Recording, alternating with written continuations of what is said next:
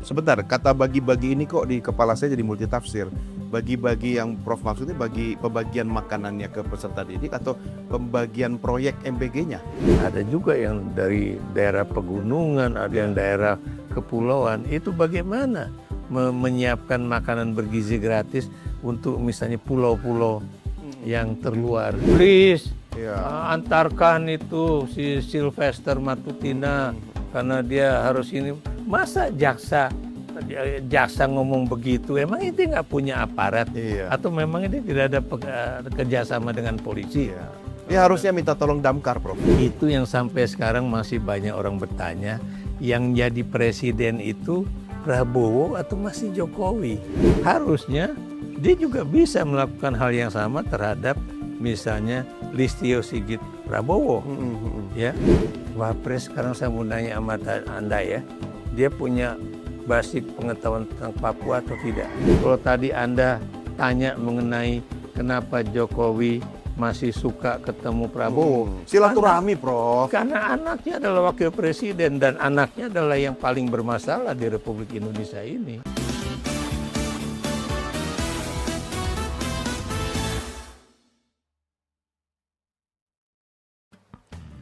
Dengan dukungan 58,6% suara, Prabowo Subianto Gibran Rakabuming Raka mengemudikan Indonesia. Rezim ini menyebut sebagai kelanjutan dari rezim sebelumnya, yaitu pemerintahan Joko Widodo yang disebut berjasa memenangkan Prabowo Gibran. Sejak pekan pertama menahkodai Indonesia, kritik mengalir deras, terutama saat membentuk kabinet yang sangat gemuk. Makin kesini, kabinet Merah Putih bukannya makin langsing, makin ramping, tapi makin obesitas. Nah, ini tidak terasa nih teman-teman, 1 tahun pemerintahan Prabowo Gibran. Hari ini saya berkunjung ke kediaman Profesor Ikrar Rusabakti. Kita akan sama-sama mengulas, mengevaluasi 1 tahun pemerintahan Presiden Prabowo dan Wakil Presiden Gibran Rakabuming Raka. Prof Ikrar, apa kabar? Baik, alhamdulillah. Prof, rumahnya asik banget, Prof. Ini rumah tumbuh. Oh, bukan rumah MBG, Prof. Jadi rumah ini saya beli 2004 ya. Ini komplek Auri ya, komplek TNI AU. Dan ini untuk rumah perwira menengah tapi untuk letkol. Oh. Makanya yang paling bawah itu tanahnya 175 meter persegi. Tapi waktu saya beli itu langsung yang punya rumah bilang, Bapak kalau beli rumah saya nanti akan dapat tanah ini 300 meter. Ya. Karena orangnya juga mau jual. Ya nggak terlalu mahal. Dan ini yang terakhir ini 2015 saya belinya. Jadi saya berkunjung ke kediaman Kolonel Angkatan Udara Ikrar Rusabakti. Prof, MBG, ya ini banyak disorot masyarakat. Catatan Anda? Jadi begini ya, memang persoalan MBG itu problematik ya. Kenapa saya katakan problematik? Karena memang tadinya Prabowo kan menginginkan agar dengan makan bergizi gratis itu kan anak-anak Indonesia akan mendapatkan suatu energi yang baik ya, agar mereka itu memiliki tubuh yang sehat, otak juga yang baik ya, sehingga kemudian nanti mereka bisa berkembang secara baik pula. Tapi belakangan ini kritikan itu makin lama makin banyak ya. Kenapa? Karena sejak awal aja itu harian Kompas sudah memberitakan bahwa kalau kita menggunakan dana makan bergizi gratis ya, itu kan 44% itu anggarannya dari anggaran pendidikan ya. Itu satu ya. Kemudian yang kedua ya, dan gara-gara MBG ini kemudian ini berarti negara juga mengorbankan perkembangan pendidikan khususnya pada tingkatan SD SMP ya. Itu yang kedua, dan Anda juga tahu sekarang MBG bukan cuma untuk anak-anak sekolah dasar. Tapi juga sekolah menengah, kemudian juga bahkan anak-anak di bawah 5 tahun, ibu-ibu yang sedang hamil ya. Sekarang ini seperti di daerah sini ya, waktu itu kan kritik saya, mana katanya MBG untuk semua anak Indonesia, buktinya di daerah Jatisari ini, Bekasi ini kan cuma daerah kota aja yang dapat, ini yang daerah-daerah pinggiran ini enggak. Tapi sekarang Anda tahu ya, Semua. di satu daerah ini aja, ini ada berapa yang namanya Badan Gizi Nasional itu? Dapurnya Dapur banyak. ya. Ini katanya dekat sini juga Ya, ada. ini sebelah saya, ini dapur ya. Dan kemudian juga di belakang sini di daerah Bulak Jawa itu juga ada dapur ya. Kemudian di daerah sana juga ada ya. Dan tadinya juga terjadi perebutan yang sangat keras. Ya. Perebutan lahan. Bukan, perebutannya itu antara dapur-dapur yang milik umum, ya, milik pribadi dengan orang-orang yang misalnya kalau Anda misalnya seorang tentara, Anda itu bintara, pasti Anda menjadi bintara pembina desa. Iya, Nanti Anda juga akan ikut di situ. Kemudian bintara pembina Kamtipmas dari polisi juga akan ikut juga. Tapi sekarang udah bagus ya. Maksudnya udah dapat jatah semua. Nah, bagusnya akhirnya mungkin Dandim di sini pikir wah ini nggak bisa ini. Pokoknya nggak boleh ikut main. Anda harus mengatur bagaimana pembagiannya itu secara baik. Sekarang sudah agak baik. Cuma yang jadi masalah terbesar itu masih ada persoalan dengan apakah itu pembagiannya on time pada pagi hari ataukah kemudian agak siang. Kenapa? Kalau agak siang itu kan nanti kemudian makanan itu udah nggak pada fresh. Sebentar, kata bagi-bagi ini kok di kepala saya jadi multitafsir. Bagi-bagi yang Prof maksudnya bagi pembagian makanannya ke peserta didik atau pembagian proyek MBG-nya? Dua-duanya. Dua-duanya. Dua-duanya. Tapi sekarang nih kayak nih apa namanya itu dapur di sebelah rumah saya ini sekarang udah mencakup bukan cuma yang tadi saya katakan 4.000 anak-anak sekolah di ya, sekitar. di sekitar ya, tapi juga misalnya anak-anak balita di sekitar sini ya. Dan maaf saya ngomong terus terang ya, tidak semuanya jelek. Kenapa tidak semuanya jelek? Karena dapur sebelah ini ya, kalau kemudian banyak misalnya makanan yang Sisa. bukan sih, saya nggak menggunakan kata sisa yang masih ada. Diksi yang lebih tepat untuk itu? Itu yang agak susah itu. Sebab kalau saya ngomong kalau Prof aja mikir susah gimana saya? Iya, pokoknya makanan yang tidak dikonsumsi. Yang tidak dikonsumsi. Memang atau orang Indonesia suka gitu, Prof. Cari istilah yang halus-halus. Kenapa saya nggak menggunakan kata sisa? Karena memang makanan itu banyak yang sudah disiapkan, tapi kelebihan. Bukan tidak dimakan. Bukan tidak dimakan. Bukan orang tidak suka gitu. Betul. Jadi begini ya. Oversupply jadinya. Over production. Iya. Lo kok bisa over kan? Iya. Harusnya udah dihitung. Nah begini ya, karena masalahnya ini kan dapur kan cuma melakukan apa yang dapat jatahnya dari apa istilahnya itu. Dari Badan Gizi. Badan Gizi Nasional atau penyuplai bahan mentahnya, apakah itu berasnya ataukah sayurannya, telur, ayam dan sebagainya. Nah kalau misalnya kebetulan ibunya lagi nggak ada di rumah, ini kemudian kan anak buah pokoknya semua bahan makanan yang ada langsung diproduksi dan itu yang kemudian overproduction itu dan itu terus terang ya ini rumah ini ya kebetulan ART saya itu sangat rajin ya, dia menggunakan motor dia dan kemudian mereka sangat aktif mendatangi masjid-masjid, kemudian orang-orang yang di sini yang tidak mampu ya. Jadi kami makanan itu yang benar-benar masih fresh, bukan makanan bekas. Berarti akhirnya tersalurkan juga bukan hanya kepada peserta didik dong ya? Betul. Kepada masyarakat yang memang harus menerima. Jadi sekarang yang dapat itu ya, tadi saya katakan pada tingkat TK, bahkan PAUD juga dapat. Ya. Kemudian kalau di daerah itu juga ada yang namanya balita, itu dapat juga. Terus kemudian ibu hamil dan menyusui juga dapat ya. Tapi setahu saya, lagi-lagi setahu saya, untuk anak-anak TK itu memang ada atau banyak juga orang-orang tua yang tidak mau menerima gara-gara ketakutan nanti. Sebelum ke situ Prof, ini kan program wajib bagi Presiden Prabowo. Ini janji politiknya Presiden Prabowo. Mau tidak mau, ada duit atau tidak ada duit, harus gitu kan.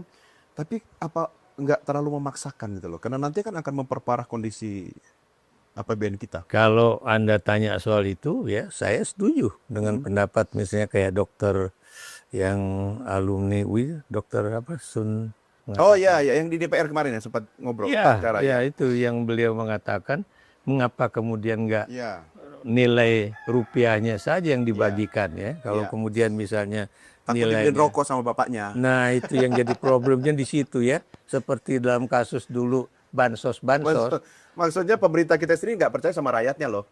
Jadi lebih khususnya percaya yang kepada laki-laki. khususnya yang laki-laki. Khususnya ini benar yang laki-laki. Kenapa waktu dulu bansos itu yang menerima itu suami, itu kan habis buat merokok, Iya, iya. buat main judi, ya, macam-macam ya. Makanya sekarang kan lagi pusing nih pemerintah juga bagaimana menyalurkan bantuan-bantuan sosial dalam bentuk yang benar-benar bermanfaat ya. Iya, tadi Prof, kita sepakat ya dari pemberitaan media beberapa waktu terakhir ini juga kan saya coba baca nih ada dari media berita 54 pelajar SMP Negeri 1 Cisarua itu keracunan.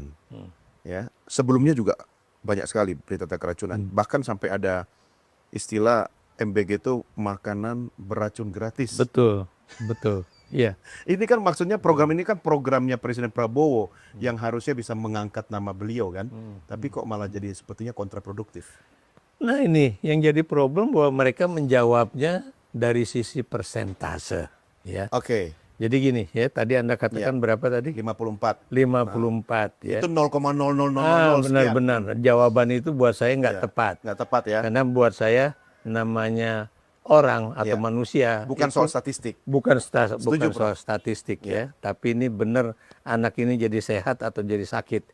Dan itu juga salah itu kalau kemudian Ketua Badan Gizi Nasional mengatakan bahwa ini makanannya oke, itu karena kemudian anaknya aja yang lagi Iya, iya. tidak sehat, enggak Iya. ya. Kenapa? Saya berani mengatakan tidak ya, karena saya sendiri atau Anda ya, saya nggak tahu ya perut Anda itu perut yang tahan banting atau Oh, kalau saya perutan banting. Apa aja saya makan. bukan itu Kalau yang kepala badan gizi saya nggak tahu. kalau saya terus terang ya, kalau kemudian saya memakan sesuatu, kalau itu nggak fresh itu langsung Bereaksi. nggak ada istilah dia masuk dulu dalam perut, karena itu adanya di pikiran. Iya, iya, iya. Jadi langsung itu pasti saya langsung diare itu. Jadi itu yang terjadi. Jadi bukan masalah anaknya itu lagi nggak sehat dan sebagainya. Dan Anda juga tahu kan, jadi sumber dari mengapa itu makanan tidak fresh. Kan Anda tahu sendiri bagaimana orang mengatakan kalau kemudian makanan dimasak pada malam hari dan langsung disiapkan, ditutup ya, itu kan pasti terjadi suatu proses kimiawi yang menyebabkan bakteri-bakteri itu kan tumbuh. Ya. Betul. Apalagi kalau bakteri itu terkait dengan yang misalnya ya, itu ayam atau telur ayam. Iya, iya. Dan maaf ya, ini juga yang harus dilihat ya, bahwa semua dapur-dapur itu memang harus memiliki orang-orang yang benar-benar profesional dan menjaga kualitas dari makanan itu. Higienitas, Iya. kebersihan. Karena ya seperti anak saya juga ya, itu kalau dari sekolah dia selalu lapor, gimana kamu tadi udah makan? Bahkan Pak, tapi banyak temen nggak makan. Kenapa? Karena telurnya itu agak gimana gitu. Terus kamu makan? Enggak. Jadi dia udah langsung mencium, langsung nggak dimakan. Itu aja bisa dicium oleh anak-anak ya. Artinya kan sejak awal harusnya kita bisa mencium. Bukan cuma ada bakteri, tapi virus-virus korupsi dalam proyek. Atau ya tanda petik saya lagi proyek ini gitu. Betul. Jadi begini makanya. Tapi harus dijalankan loh Prof. Itu yang tadi makanya saya katakan ya, bahwa yang namanya dapur ini kan cuma mendapatkan bahan-bahan mentah yang sudah dialokasikan. Tapi siapa yang kemudian membeli bahan mentah itu kan kadang-kadang bukan dapur itu. Iya, ada suppliernya. Suppliernya, dan supplier macam-macam ya. Baik itu organisasi kemasyarakatan Islam ya. Iya. Ada juga kemudian yayasan-yayasan dari Prabowo sendiri ya. Iya, iya. Dengan gerindranya itu ya. Nah, jadi itulah, belum lagi nanti ya yang namanya pengurus Badan Gizi Nasional itu Anda tahu kan, antara yang baju hijau dengan yang baju coklat. Iya. Terlepas dari mereka udah pensiun atau tidak. Maksudnya kan itu. kalau nggak dapat posisi komisaris ya di situ kan boleh lah. Kan nggak diutak-atik Iya, masyarakat itulah. kan. Betul. Nggak terlalu disorot. Betul ya, jadi memang terus terang problematik ya, agak sulit. Jadi Tapi kalau Anda tanya sama saya apakah kemudian ini juga benar-benar meningkatkan apa istilahnya UMKM di daerah, memang Betul, iya, iya, betul. iya. Tapi kan kalau nggak salah Kepala Badan Gizi Nasional sendiri kan mengatakan ini sebentar lagi kita bakalan impor beras besar-besaran. Buat MBG. Oh, TMGG, ya itu. Makanya buat saya Jangan lupa harusnya, kalau impor ada selisih. nah itu. Saya jadi berpikir mau jadi importir aja, Prof.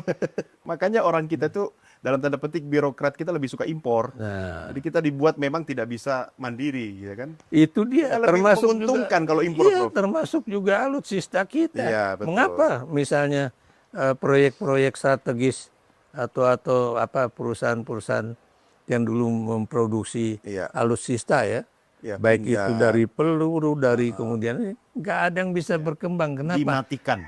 Dimatikan oleh si yang membuat mengimpor alutsista itu sendiri. Iya. Gitu. Artinya gini, Prof. Kalau Anda melihat bahwa dari awal ini aspek perencanaan tidak siap atau memang tidak pernah ada perencanaan sehingga yang penting jalan dulu baru pelan-pelan dievaluasi atau seperti apa? Sebetulnya ya perdebatan mengenai hal ini udah lama ya. Saya sendiri waktu zaman sebelum apa namanya itu pemerintahan ini pun udah berjalan ya. Itu kan saya sering berdebat baik di televisi Anda ataupun di televisi lain mengenai bagaimana nanti ini pengurusan mengenai makan bergizi gratis atau makan siang gratis. Lu namanya masih makan siang gratis. Makanya Prof udah nggak pernah diajak lagi ke televisi saya itu. Nah, itu terserah lah karena Tapi saya yang datang ke rumah Prof. Mudah-mudahan bagian ini nggak disensor ya. Karena risiko di tangan produser. Gimana Prof? Ya, jadi begini ya, karena dari dulu pun kita udah mempersoalkan mengenai, saya beri contoh misalnya bagaimana distribusinya, bagaimana kemudian menjaga kualitas makanan, dan juga sangat disayangkan ya, sekarang kalau Anda perhatikan ya, semua yang namanya supplier makanan ini, ya maksud saya dapur-dapur ini, itu kan di mobilnya tertulis Badan Gizi Nasional, itu kan. Buat saya itu salah. Kenapa? Karena kan itu kan bukan Badan Gizi Nasional. Mereka kan cuma catering yang kebetulan mempersiapkan makan bergizi gratis. Atas nama kali Badan Gizi. Iya, atas nama nanti semuanya jadi Badan Gizi Nasional. Atau harusnya diganti tulisannya foto Presiden Prabowo dan Wakil Presiden gitu. Prabowo, Gibran gitu. Enggak, kalau buat saya itu juga nggak bagus. Karena Ya itu daripada nunggu 1 tahun sebelum Pilpres, kenapa nggak dari sekarang, Prof? Nah, kalau buat saya itu memang harus dievaluasi. Oke. Ya, apakah memang masalahnya lebih baik itu diberikan kepada keluarga-keluarga itu, tapi juga problematik, Bung. Saya ngomong terus terang aja. Serba Kenapa? salah, Prof. Kalau dikasih ke orang tuanya, belum tentu dia belikan makanan bergizi buat anaknya juga. Ya, mungkin kantin sekolah atau komunitas apa Bisa aja, itu ada beberapa sekolah-sekolah Islam atau sekolah-sekolah di Jogja agama ada tuh sekolah. ya. Iya, ada yang kemudian tidak bersedia menerima. Iya, dia kelola sendiri. Dia kelola Masalahnya Prof sendiri. gini kan, sejak awal kan ini ngebet banget nih, minta anggaran kan. Tambah lagi ya 100 triliun. Ya kan? Ternyata sampai menjelang akhir tahun sisa gitu loh, nggak kepake gitu. Mau dibalikin 70. Iya, dan Kas negara. itu juga kemudian juga kita agak aneh juga ya. Mau dikembalikan ke kas negara, tapi kan nanti apakah kemudian benar dikembalikan ataukah kemudian digunakan untuk yang lain ya. Jadi yang ingin saya katakan di sini adalah bahwa Anda tahu ya, dari Sabang sampai Merauke itu kemudian yang namanya pengiriman logistik itu kan tidak semuanya seperti kota-kota besar. Ya. Ada juga yang dari daerah pegunungan, ada yang daerah kepulauan. Itu bagaimana menyiapkan makanan bergizi gratis untuk misalnya pulau-pulau yang terluar, atau jaraknya lebih jauh, jaraknya lebih jauh, lebih lama. betul ya. Bisa-bisa satu pulau itu keracunan semua. Nah, saya beri contoh lah ya. Anak saya kan pernah KKN di Pulau Bras. Pulau Bras itu di ujung utara Papua ya, masuk dalam apa namanya itu kabupaten, kalau nggak salah Numfor. Ya. Dan Biak Numfor. Iya, dulu kabupatennya Biak Numfor. Iya, Kalau udah nggak salah itu pemekaran. masuk Kabupaten Supiori. Oke. Dan itu kan sudah termasuk daerah terluar ya? udah berbatasan dengan salah satu negara di Pasifik Selatan. Itu kalau nggak salah saya lupa saya nama negara kecilnya itu. Coba Anda bayangkan, itu kapal ke situ aja, kapal angkatan laut atau kapal perintis, itu kan cuma 2 minggu satu kali. 2 minggu sekali. Bagaimana kemudian orang di situ yang hanya penduduknya misalnya less than 1,000 gitu kan, kemudian bisa menyiapkan makanan bergizi gratis ya dari antara mereka sendiri. Itu aja sulit. Mereka aja harus bertahan ya. Ya, maksud saya kenapa? Karena kan kriteria dari sebuah dapur itu kan minimal itu 400 meter persegi. Kemudian dilihat dari bagaimana dapurnya clean atau enggak, kemudian juga apa istilahnya tuh saluran airnya bagaimana gitu. Ya untung sebelah ini termasuk yang bagus lah. Jadi Anda setuju harus dievaluasi secara menyeluruh? Ya. Jangan gini, jangan Pak Prabowo itu selalu merasa bahwa ini udah janji politik saya, kemudian jangan diinikan, jangan. Tapi waktu evaluasi tidak menghentikan program dulu kan? Oh iya, Paralel kan iya, jalan. iya. Oke. Saya juga tadi saya katakan saya tidak anti 100% dengan proses ini, tapi ada yang benar juga bahwa setiap hari dapur dari yang namanya makan bergizi gratis atau penggodok dari makanan itu, at least ya, itu makanan atau bahan yang terbuang itu 200 kg per minggu. Wow. Oh iya. Wow. Iya. Berarti ada perencanaan yang kurang matang. Iya. Kenapa begitu? Karena yang tadi saya katakan ya misalnya ini bukan makanan yang sisa atau apa, tapi overproduction. Bukan overproduction, tapi juga ini kotoran yang misalnya macam-macam itu mencapai limbah dapur lah ya. Limbah dapur. Nah, kalau gitu ngeteh dulu deh Prof. Oh ya. Saya bisa lupa waktu kalau duduk di sini sama Prof Ikrar nih, apalagi ada teh sambil mendengarkan samar-samar ada suara ayam. Teman-teman, kita segera kembali.